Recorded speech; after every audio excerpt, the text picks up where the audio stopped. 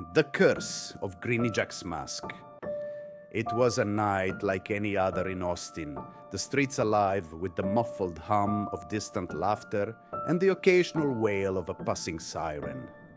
My shift at the coffee shop had ended late, as usual. My feet ached and the sticky remnants of spilled caramel syrup clung to my hands.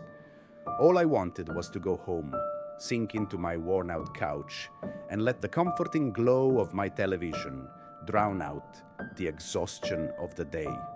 But fate had other plans that night, plans that would haunt me for the rest of my life. I was halfway home, walking through the quiet stretch of East 6th Street, where the bustling nightlife began to fade into eerie silence. That's when I saw it, lying there, discarded on the cracked sidewalk under the weak glow of a flickering street lamp, was a mask. Not just any mask. This one was grotesque, with the painted visage of a clown. The face was twisted into an unsettling grin, its hollow eyes staring up at the sky as if mocking the very heavens. It wasn't the cheap, rubbery kind you'd find in a dollar store. No, this looked authentic. The paint was chipped in places, revealing an aged, almost decayed surface beneath, and the smell. It was faint, but I swear, it reeked of mildew and something far worse. I should have walked away. A normal person would have, but there was something about that mask, something that made it impossible to ignore.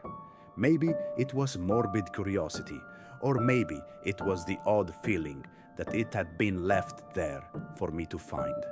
Against my better judgment, I picked it up, the rough texture of its edges biting into my palm.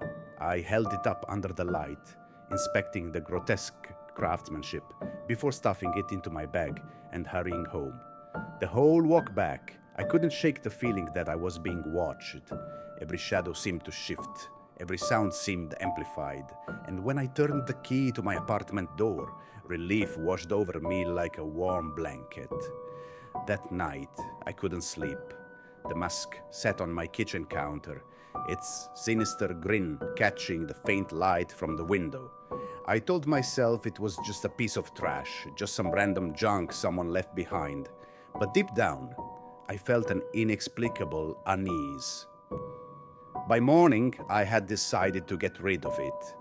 I'd take it to the dumpster behind my building and forget it ever existed. But when I went to grab it, the mask